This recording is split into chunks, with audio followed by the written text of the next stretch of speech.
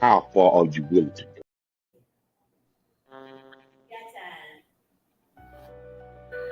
How far are you willing to go?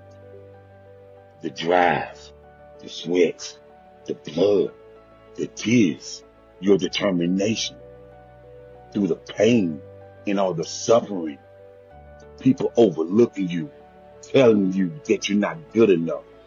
You have to believe that you're great. And with you believing that you're great, anything you want to do, you can achieve. No one can stop you. Only you can stop yourself. Keep driving. Keep uplifting yourself. Keep going. Keep going. Nothing, and no one can stop you. That goal you want, you can achieve it. How you inspire people is going to be up to you. Keep going. Never give up. Never give up. Keep going. Never give up. What's going on? It's your boy, Ikon. And we here on 910 Sports TV once again. First and foremost, I want to thank God for this opportunity because without him, it would be no us.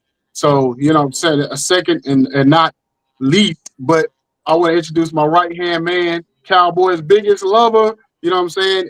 In other terms, your baby mama favorite host. I got my brother, Jacob the Great. What's going on, brother? Hey man, glad to be in the land of the living, brother. As long as I got breath in my body, I got another chance to get it right. Yes, sir. Yes, sir. So go ahead and introduce this young man. Yeah, I'm super excited about tonight. So go ahead and introduce him so we can get this thing going. Uh, man, so we have a phenomenal guest today, and so I'll let him introduce himself so we can understand who he is along with the audience. Well, first of all, gentlemen, I appreciate you hosting. My name is Jasher Cox. I currently serve as the Director of Regional Development at the University of Notre Dame. The overwhelming majority of my career has been spent in intercollegiate athletics. I'll start back from the beginning. The roots started in a small town called Notasulga, Alabama. It's right next door to Tuskegee. The roots started with a pair of hardworking parents, married for over 50 years. That's all we know is work. My mom did 45 years at a VA hospital in Tuskegee. And she paid for one son. Her and my dad paid for one son to get through Auburn University. And then I followed behind his footsteps. He made it look a lot more easier because he was much more intelligent than I was. And so after graduating from Auburn, spent most of my time in intercollegiate athletics, starting at the Alabama State University in Montgomery, Alabama. That's where I first got my opportunity to cut my teeth in that space. And from there, I went to the league office and started working for the Southwestern Athletic Conference, what we know as the SWAC. From the SWAC, I made my way to the Midwest and another mid-major conference in the Horizon League. Many people don't know what the Horizon League is or where it's located, but it's in the heart of Indianapolis. And those are the teams in that league that typically ruin your bracket that Thursday and Friday of the first round of the NCAA tournament. So the Wisconsin Green Bays, the Milwaukee Wisconsins, the University of Illinois, Chicago, the schools you normally don't pick that will break your heart on that first Thursday or Friday. Those are the members that are inside of the Horizon League. Shortly after that, I came back to Black College, HBCU, and served in the administrative role as the senior associate AD at Tuskegee University. And then I got my first shot in the chair, became an athletic director in 2019 at Lincoln Memorial University in East Tennessee. It was about 60 miles from Knoxville, and a D2 powerhouse in men's basketball. Went to the Final Four 3 out of 5 years, and even after I left, they're still going to the Final Four. A really dominant program in men's hoops out there. And then I left Lincoln Memorial University and took a job at the good old Allen University, which you guys are familiar with in Columbia, South Carolina. Two Carolina guys here with me today. Of course, you know about an AME school. They were at the time looking to get out of NAIA and make a transition to the NCAA. And so it's a 3-year process, and I was set out to help them achieve that task, which was becoming a full-fledged Division II member, and I wasn't going to leave until it happened. And so after year number 4 or number 3, we saw that come to fruition. And then the University of Notre Dame came calling, and as I'm sure you guys can imagine, one heck of an opportunity and too hard to pass up. I loved my days at Allen University. Definitely love Columbia, South Carolina, but we're happy to be planting our flag here in South Bend at Notre Dame. All right. Well, you had what we call an incredible ride. Yeah. You know, you've been driving the Harley Davis for a long time. You know, some would say. So, Coach. So let me ask you, man, what made you so passionate? You know, about student athletes and becoming a mentor and becoming a liaison for students to confide in you. You Yeah, know, no, so you can help them achieve some of the greatest highlights of their life. yeah. Sorry, I appreciate. Yeah, great question. Sorry to cut you off. Great question. For me, it's always centered around the student athletes, and I like to simplify it. Let's be honest. If there's not a student enrolled in seated courses or in classrooms at a university, there's no president, there's no chief academic officer, there's no provost, there's no dean of student affairs, there's no athletic director. None of us exist without students. So at the core of everything we do, if it doesn't start right there with the students, then you're already failing, in my opinion. And let's be honest, I've been some places where it didn't seem like it was always student driven. It's centered around personal agendas, and that's not a place I've ever desired to be honest, So my passion always starts and it ends with the student athlete. And hey, listen, I'm at 45. If in a perfect world, maybe I've got 20 more years of this stuff before my ideas start to get old and stale. But I feel like at 65, I still want to be kicking it. But if I still want to be kicking it in this space, guess what? I need to know who else is behind. Hold on, stop. Hold on, stop for a minute. You say you 65. No. In 20 years, I'll be 65. Oh, I was like, Yeah. Okay, I'm sorry. I was like, what? Listen, You look good for I 65. know I can't fool anybody with this, but I'm not quite there yet. I know I fool a lot of people. Yeah, I'm sorry. I didn't interrupt you. Go ahead. No. But my point is, if this is a space that I still want to be in the next 20 years, the folks that I'm grooming right now, I've got to have relationships with them. And the only way I can have a good, solid relationship with them is groom them now, treat them kindly, treat them with respect, because at some point they may be hiring an old guy like me.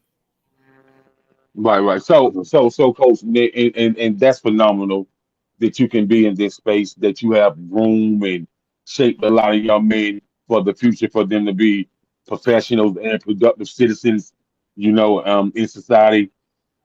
What's the biggest challenge for you, and how did you overcome it? Man, the biggest challenge for me has been, working places where you didn't have the resources to really do what you wanted to do for the student athletes and the coaches, right? And I'm not going to call any names about any employers, and to no fault of anybody that I've ever worked with in terms of institutional leadership, I can't point the finger at a president or, a VP or fundraising people because we didn't have this or we didn't have that. Sometimes, let's just be honest, I call a spade for a spade. Our HBCUs are in the center, especially the state-funded ones. They're in the center of what I like to call budgeting malpractice.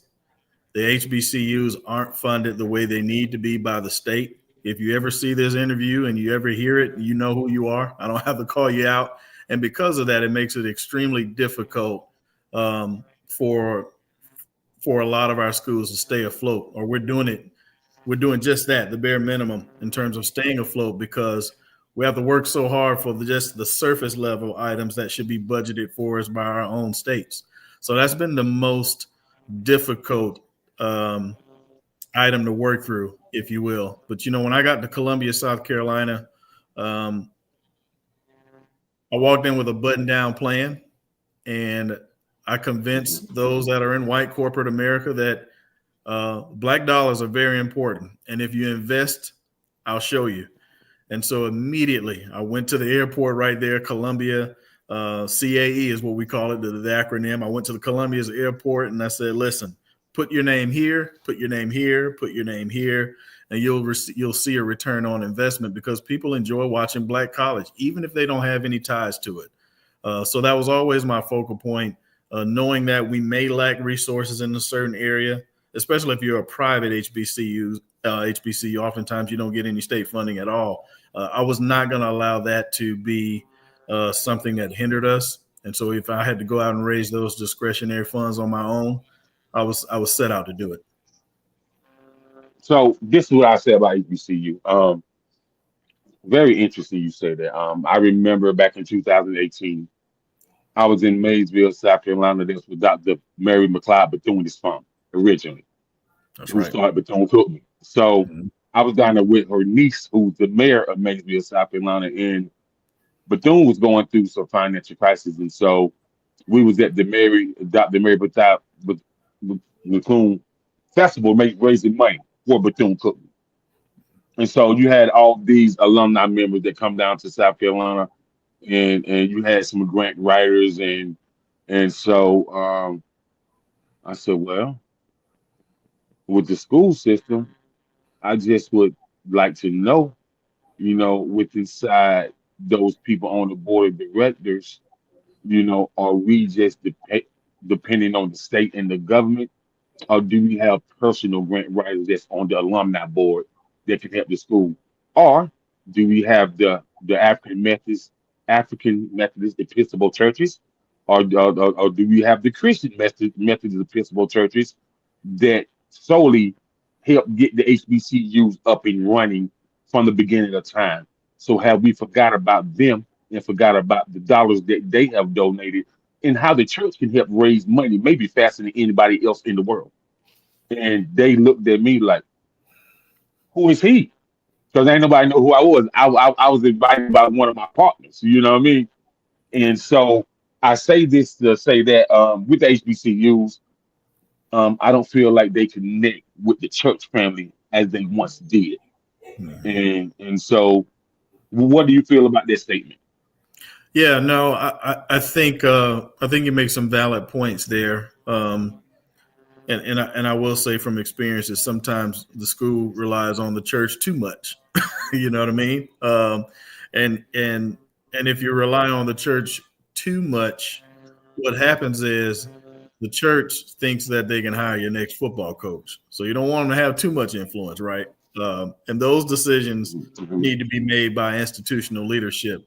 And so I think being good stewards of your money and making sure all staff members understand that you can't grossly overspend, because grossly overspending will almost bury your programs and your university. But the biggest thing is for me, I look at it from another angle. I try not to be too transactional, but I think the world is centered around customer service. I'm sure you both have been to Chick-fil-A, right? What is the one Yeah. thing that stands out about Chick-fil-A? What is the famous phrase they always say to you? My pleasure. Man, Chick-fil-A, my pleasure. Yeah, Right. Chick-fil-A Okay. is going to make a customer feel like, man, did I just sleep on the couch last night? Like, because it's like Yeah. warm arms are welcome, and it's not up for debate. If they don't have good customer service skills and that upper management here about it, they definitely out the door. Hey, listen, Hmm. my wife is a great cook, but I promise you, she can make a killer chicken sandwich. But that doesn't stop me from getting in that line at least once a week because of their service. You know what I Yeah. mean? And Exactly. so even when the line is wrapped around the building twice, they're still efficient. They have a Hmm. system that works, that they believe in, and they don't allow it to get stale, and they treat you with respect. And so same thing, let's fast forward, let's turn this over back to higher education now.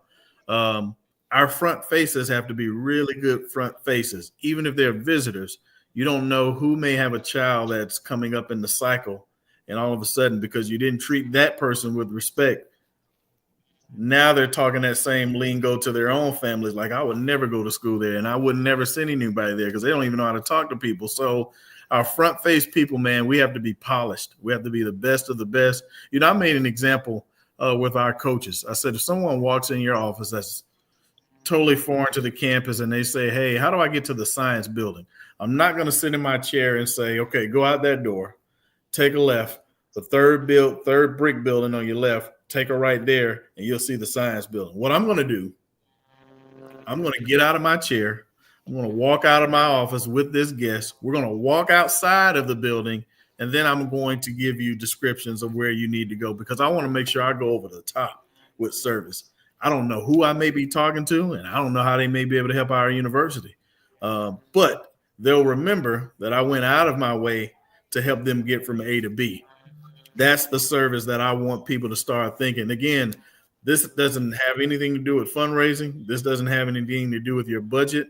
These are just surface level techniques from a customer service standpoint. And that's how I look at it. Okay, so you make a valid point. Customer service is important in every aspect of society, no matter what you are, whether you're at a hot dog stand or whether you the reception at a Fortune 500 company is very important. So, with that being said, my next question to you, from the coach to the parent to the student athlete, how do you come with a balance to make it all make sense so all parties involved are happy? Yeah, we're dealing with a different time and a different type of parent today. Let's go back 20, 30, 40 years. The overwhelming majority of the student athletes were probably first generational students, right? You fast forward to today, at least one parent has gone to college. Even if they didn't finish, they've sat in a college classroom. So today's parent is a lot more knowledgeable. So when they go on that visit with their son or their daughter, they know the right things to hear, or they know when something doesn't sound right, because they've either been through it themselves or they've witnessed someone else's child go through it.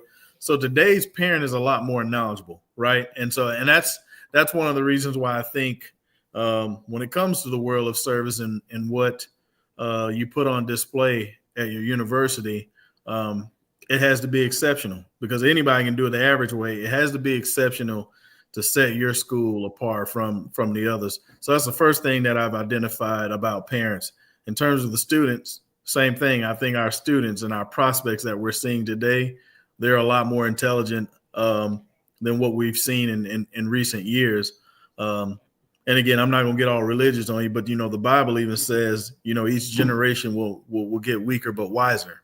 And so always keeping that in mind every time I see a new prospect or student come along the way. Okay.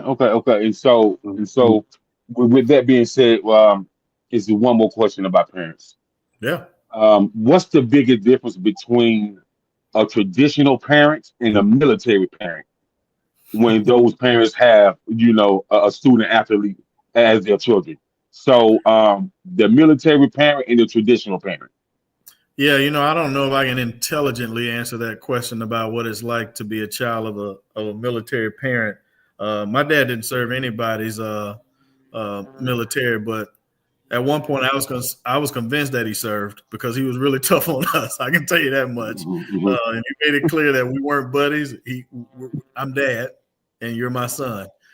There was a clear boundary set between that. But I think, whether you're talking or dealing with a kid that went to the military or not, I think it's always centered around that home and what you experience and what you grow up under. Some parents set the standard from day one, and some are a little lenient. And I'm not going to be the one to judge. If it works for you, it works for you.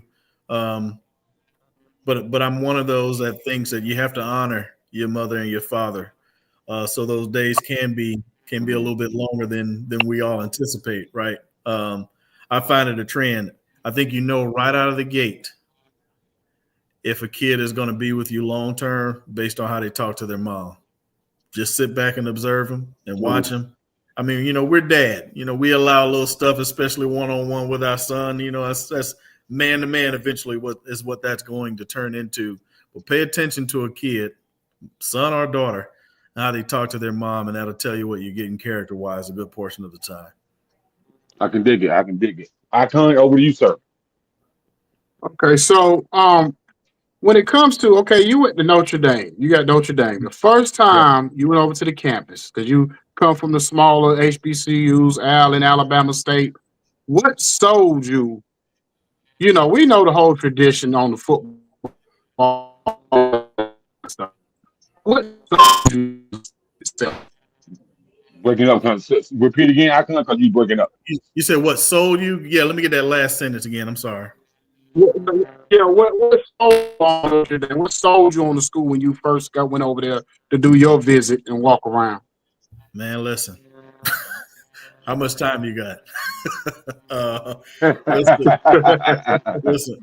I'm just going to start with the superficial stuff, right? If you grew up like I did, you know, my kids don't know about the pre-cable days, but the pre-cable days, you know, when you had like 3 or 4 or maybe 5 channels, depending on where you lived, right? One of them for sure was going to be you're going to have an NBC affiliate, an ABC affiliate, a CBS, and a Fox, right? That's what most of us had Right. back in the day pre-cable. So you always saw Notre Dame at midday, right? Because of their contractual agreement with NBC. And so anytime a telecast came on, you were going to see 2 major items on that campus first. You were going to see Touchdown Jesus, which is the library that sits in the far back of the end zone. So every time a touchdown is scored, you see their replica of Jesus like this holding. So that's why they call it Touchdown Jesus. You're always going to see that. And the other one is that massive golden dome, right? Which is what helmets they wear during the football games. That's why the helmets are golden like that, because it's a replica of the golden dome, which is known as the main building. When I first set eyes on that main building as I was being driven on campus, it was truly a pinch yourself like moment. Like, wow, I'm here. I grew up in rural East Alabama, a place where we didn't get cable until 1992. My mom and dad left in 2022 and still didn't have internet then. I'm talking about rural, you know? And so it was truly a pinch myself moment. That's the superficial stuff. I think what sold it for me is when I got there as a finalist, I met with several people within institutional leadership's framework and VPs, and every single one of them, they were intentional. They asked me, how was my wife, Ebony, doing? They knew her name. They asked about my daughter, Kaden, who was starting her freshman year at Fayetteville State. And they said, I think you have a son. We didn't get his name, and I know he's 14. I gave him my son's name. They knew all of these people during my interview. And again, I'm not hired yet. I'm just a finalist among other people. I don't know which way they're going. I have no idea. I have no idea where I stand in the pecking order of being a finalist.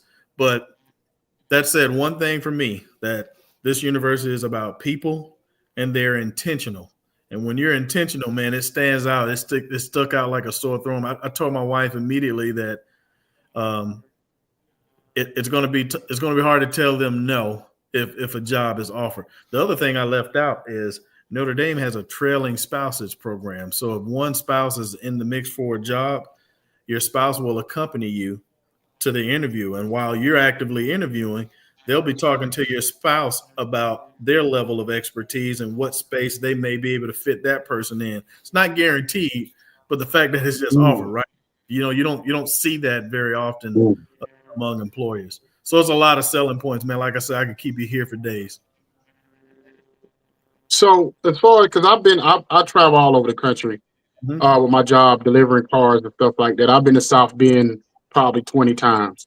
So what, you could tell it's kind of a small community, where we come from the country or whatever. So when you move around in the city, what's the thing that stick out for you? If I'm an outsider coming in and you like, oh, okay, it's the food, it's this, it's that. What's the thing that sticks out to you the most in that city? Hey man, the weather. I ain't gonna hold you on this one. This is the weather. Again, I grew up in an environment where you might see snow every 2 or 3 years, and by midday it's all melted. but out here it snows, buddy. And if Oh, you yeah. want to come out here and you believe in fashion and you want to have your little nice dunks and your nice designer shoes, you wear them in winter. It'll be one wearing only because you're going to ruin them. So take you behind the boot barn, get you some nice boots that's insulated so your feet don't get wet. The weather is the first thing that stood out to me. Listen, man, my winter clothes that I brought from Columbia, South Carolina, those winter clothes needed winter clothes. That's how cold it was out here. You're right. Oh, Yeah. Yeah. I know. And so, you know, definitely. so, Indiana well, get a different type of cold. Yeah, Icon. So you said you've been here nearly 20 times. You know exactly where we're located in proximity to Chicago, which is really rock throwing distance. And you know, Chicago sits on Lake Michigan, so we get that lake effect snow. Sometimes the weather is even worse in South Bend, Indiana, than it is Chicago. The snow will skip over the city of Chicago and just dump it right on South Bend, and so.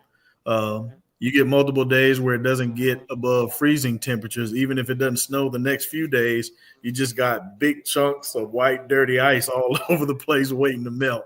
But outside of that, I'll speak some positives of the city, man. We're really grateful to be here. And the thing that I've enjoyed the most is seeing the relationship between South Bend and the University of Notre Dame become somewhat of a merger, and there's some oneness there. And if you talk to people that's been here for a long time or folks that went to school here but moved off other places, they'll tell you that wasn't always the case. So there's now a relationship between, you know, South Bend and your university, which is a good thing. You know, the university is working on a poverty initiative where the students are the researchers, and they're trying to figure out how do families start in poverty, and where does it begin to when they actually become homeless? And so they're putting these projects together, and that's real impact. You know, when you got a university spearheading that campaign and then it be student driven, you know, that's meaningful to me. So that's one of the things that stood out more than anything is their relationship between the city and the university.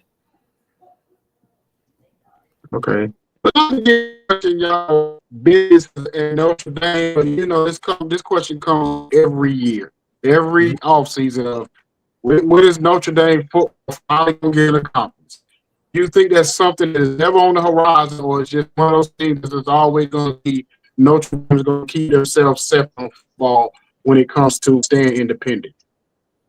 Yeah, I'll admit, I'm one of those that always used to chant that same question, man, when is Notre Dame going to join a league?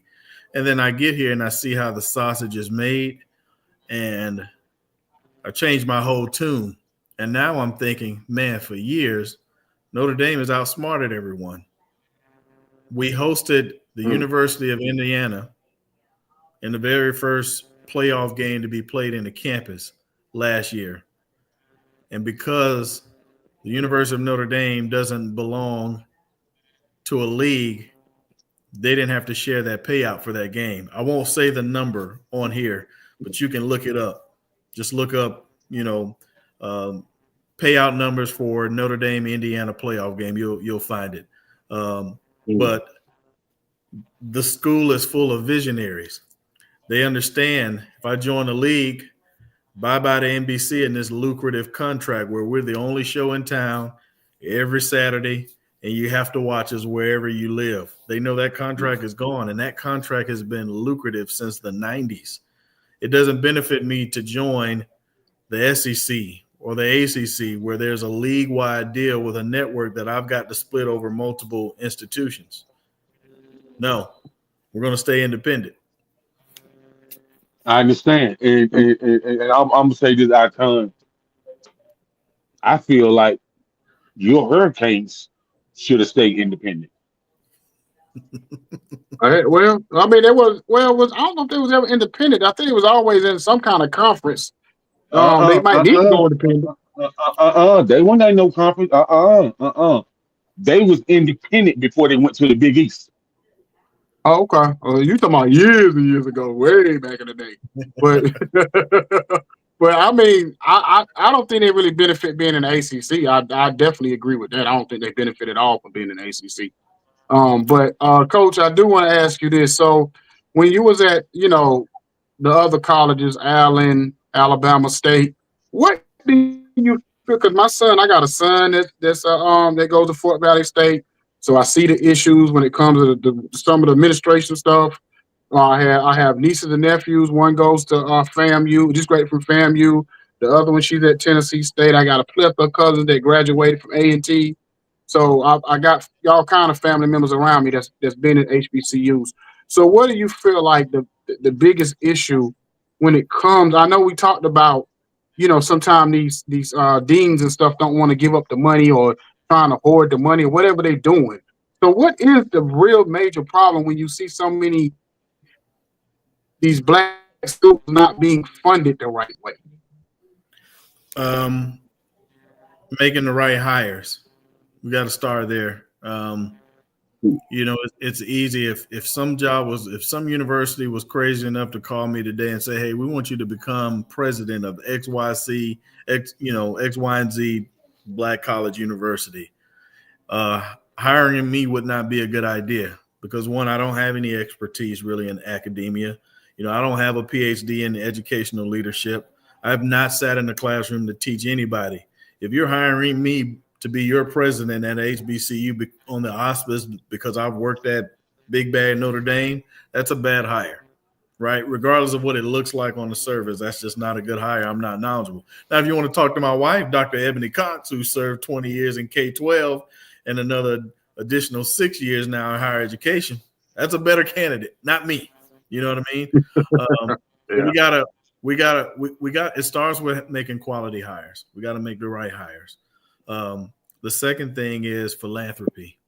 We've got to get people that are over the advancement and development areas that have a long, proven track record of consistently raising millions of dollars. Here's what I didn't say. I didn't say raising a couple of grand. I didn't say raising 900,000.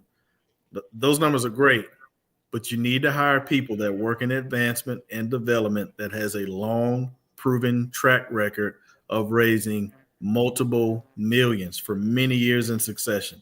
If you don't start there, it's going to be a project for you. Now, I'm not saying the person that you hire won't be able to get there, but we don't have time to train them. Like, I need you to come in with your pilot lit, knowing how to draw millions to the school. You got to start there. If you don't start there, you're already behind. Okay. Well, Jacob, we gonna do this a little different tonight.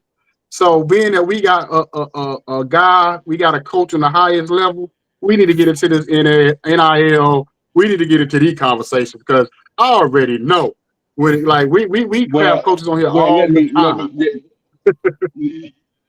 Let me ask this one question actually, because you know how I am about the philanthropy work. So here's what I see with a lot of black universities, and I think should be changed. A lot of black universities are under the LLC law, which I think they should be under the nonprofit law of the foundation type law. Because when it comes to minority grants, when it comes to religion grants, and when it comes to black educational grants, there's about 300 million missing from HBCUs. And so, with that being said, it's just like the churches. Most churches are on the LLC when it comes to the black church, but when it comes to the white church, they under the nonprofit in the foundation law. And so, I just want you to elaborate on that just a little bit, and then we can go into the NIL. No, I think you just educated me on something, man. Honestly,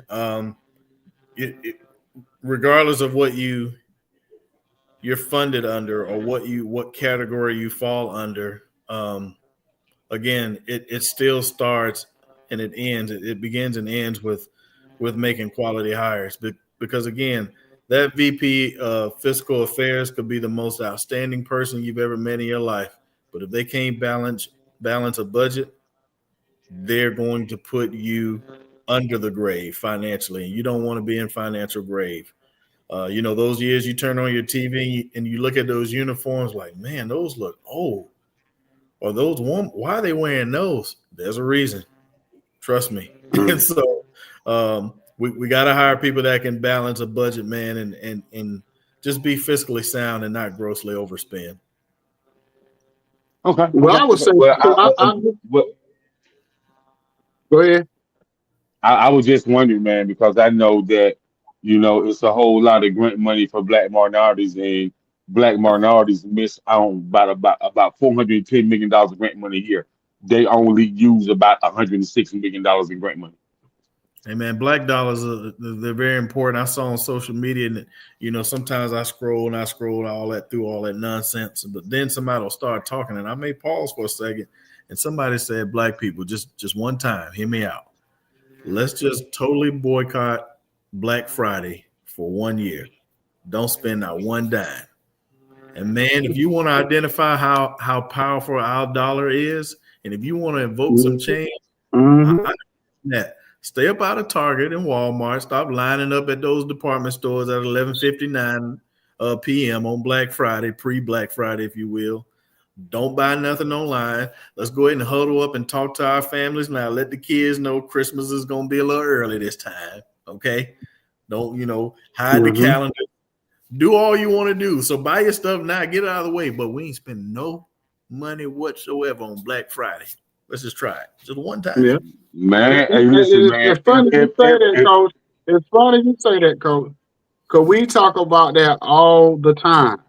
About the thing about the only way we're going to empower ourselves as black people if we stop spending money in these, commercial and big time, like you say, Target or Walmart. Take your money. You got flea markets. Take your money to those places. You got black-owned clothing stores or whatever it is. Take your money to them. Put your money back with them. You know what I'm saying? At least for the, like you said, for that doing that Black Friday, maybe for a good year. Just like when they boycotted the bus, that wasn't no overnight thing. That was a process. So we have to stick to something if we really want to get them to listen to us. You know what I'm saying? And the only way you're gonna get the government to listen to you is slow down their money. And that's the only way. The same way Trump is doing it. We can learn from Trump right now. Because Trump saying, okay, y'all don't want to do what I want to do. All right. I'm gonna stop the money. So black folks say, okay, if you don't give us what we want, we're gonna stop the money. Yeah. You know what I'm saying? Yeah. So it's that easy. So go ahead, Jake. I'm sorry. So we got to think about Ikon and Coach Cox. We got to think about. Do you know how disciplined?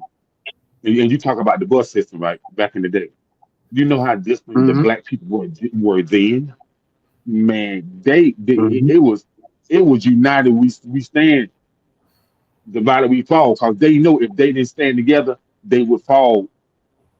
Divided, they'll fall. And so, Jacob, let me just say this, man. My wife, we were living in Montgomery, Alabama, and my wife was was a vice principal of a high school in Selma, Southside Selma School. So she was commuting every day. And so the very first time I made that drive is when she took the job. I'm helping her move in and get in her new digs as a new, vice principal. And I'm like, man, Selma's not as close as I thought it was. It's like, man, you gonna be able to make this commute every day? So we finally get there, and I look at my clock from the time I left to when we arrived. It was exactly 55 minutes. So I'm saying all that to say this. I'm complaining about a 55-minute commute from Montgomery to Selma when those folks from Selma marched on foot to Montgomery. Yes. That's a 55-mile drive now. That ain't, that's an hour and change on the road driving. These folks did it by foot, didn't care about the weather. And they only did it for one reason, just so we could vote. That's it. Yep. So, Coach, I'll say this, man. We got to be disciplined. We got to stand together, and we got to know that we can accomplish something if we can stand together as one. You know what I mean? You got to have that level of thinking to do it.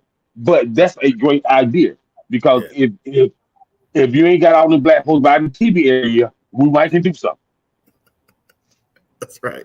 But you know what it's going to take? It's going to take, I hate to say this, I hate to put it on it, but I hate to say it's going to take the athletes, it's going to take the entertainers, to do it, because the kids, if they see them do it and stand and say, you know what, none of the entertainers, none of the athletes on the highest level, we're not going to buy no more Gucci and Louis and all this other stuff.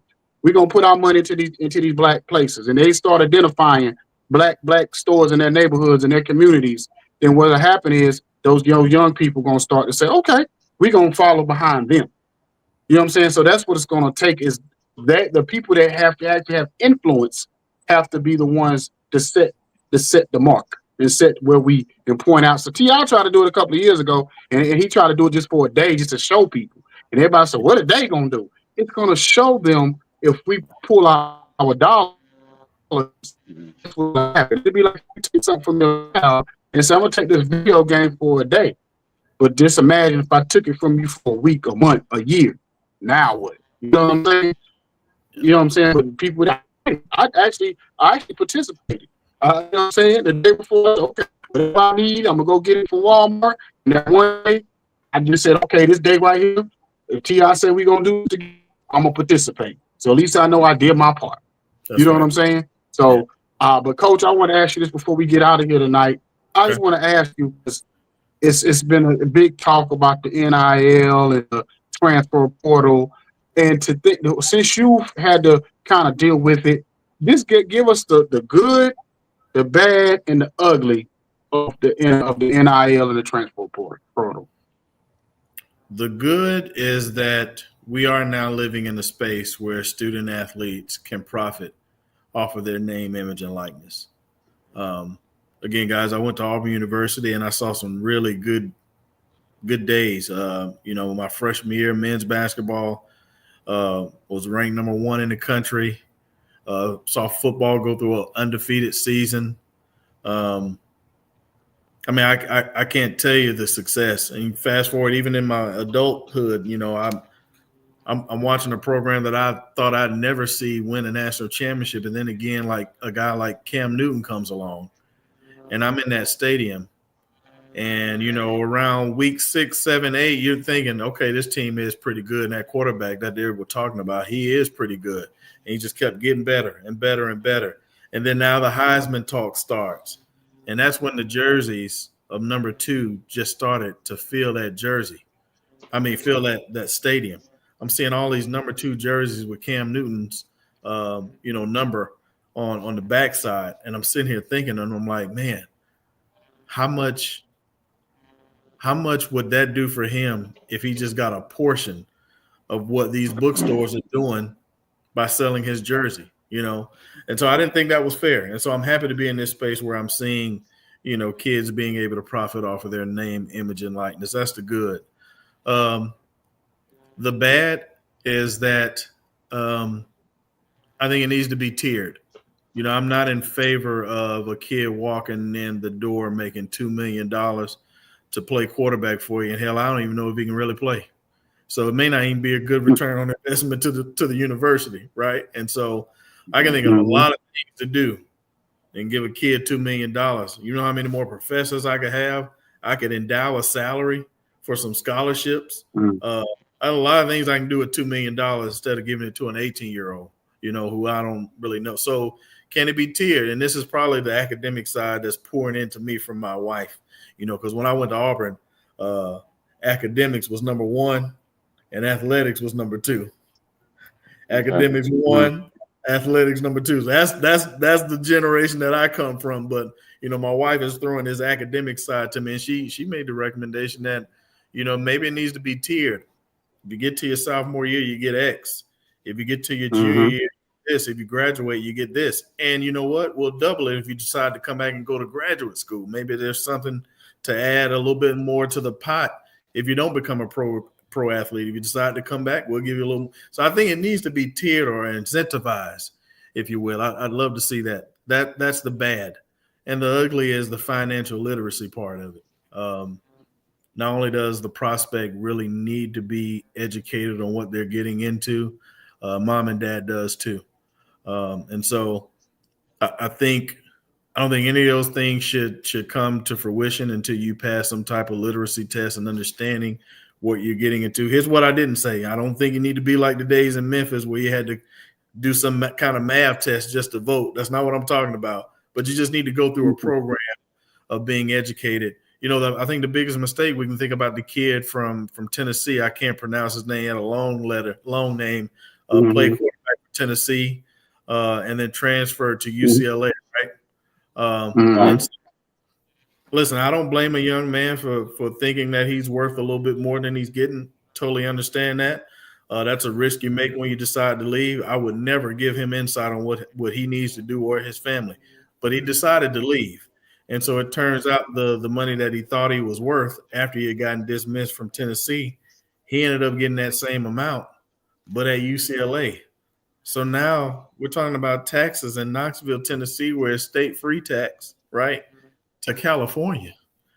So now the money that he was supposed to be making, that was the exact same dollar amount at UT, same amount, $2 million, but now it's here because you're in California, right?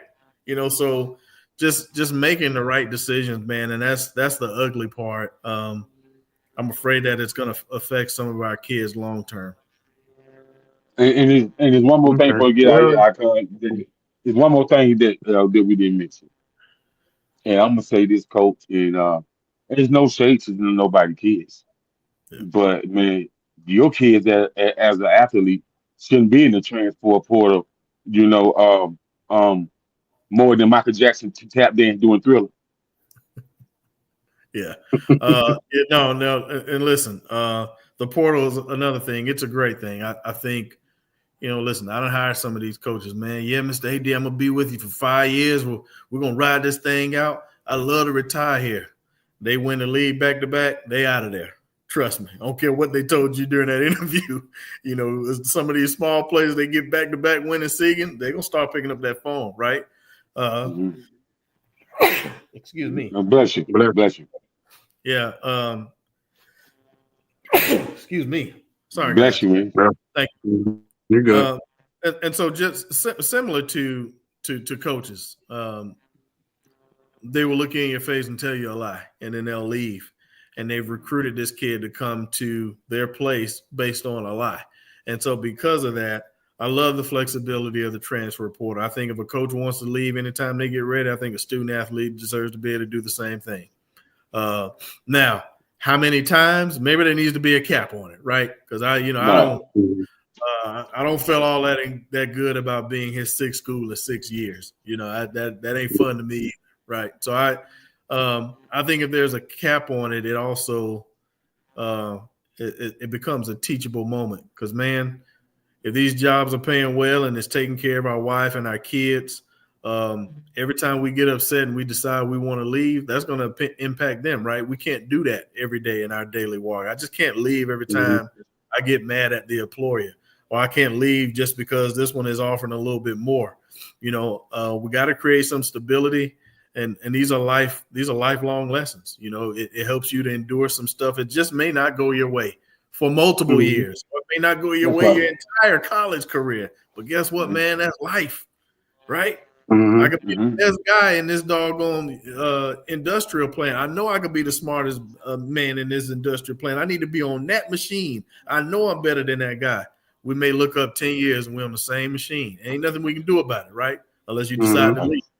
And so those are lifelong lessons, man, and we got to start teaching them early in intercollegiate athletics. Yeah, because at the end of the day, to catch up to you, if you live your life like that, 10, 15 years from now, you might want that job, and they look at your resume and say, well, you had 15, 30, 25, 30 jobs in this thing, and why would she hire you? Because we know you're going to quit next year. So those type of things can catch up to you. So, Coach, I really appreciate you coming on tonight, giving us a time. When my brother Jacob told me you was coming, I was super excited to have somebody with your expertise, your knowledge, somebody who's basically you've lived, you've gone through the life of the black schools to the ultimate success that a lot of people, African Americans would love to have that kind of success that you had, where you kind of started from the mud and you build yourself up to where you at the highest level. You can't really get no bigger than Notre Dame, when it comes to, especially academically or athletically. Can't really get no bigger. What I mean? Or whatever. So Man, you definitely inspiration. You definitely inspiration, man, for Yeah, sure. definitely. So, I mean, I would say anything we can do to help, but we can't do nothing to help you. But Oh, yes, you can. I'm gonna tell you how you can help me. But first of all, I appreciate those kind words, man, from both of you guys. I don't take it for granted. But now that I'm here talking to you and anybody that's watching, I don't take the credit, man. I was blessed with two really good parents, and they did well by the three boys that they had, and I had two older siblings, and they were the best brothers you could ever imagine. And so I don't take credit for that, man. And then fast forward to adulthood, I married the perfect person to be in this field of intercollegiate athletics, and that's a patient wife.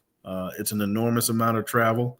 It's an enormous amount of, you thought you were going to see Timmy play his T-ball game and you got to cancel at the last minute. It's a lot of that stuff, and it's tiring. It's tough on kids, and eventually they become teenagers, and that's when they really start to notice that you're just not around. There's always mom, right? And so an incredibly patient wife and incredibly patient kids that understand the goal that dad was trying to achieve, and you got to have that support system, or all of this is just done in vain anyway. We appreciate okay. you, Well, like I said, I Coach. appreciate you coming. Coach. Most of all, we gonna do for you, man. We gonna do what everybody grandma on this line said to them before they walk out of the house. Baby, I'm gonna pray for you. So we gonna keep praying for you. Well, thank you, man. And you can't do something for me, man. Invite me back on the show, man. I love talking with y'all, man. I can do this all day. Don't let this be my time.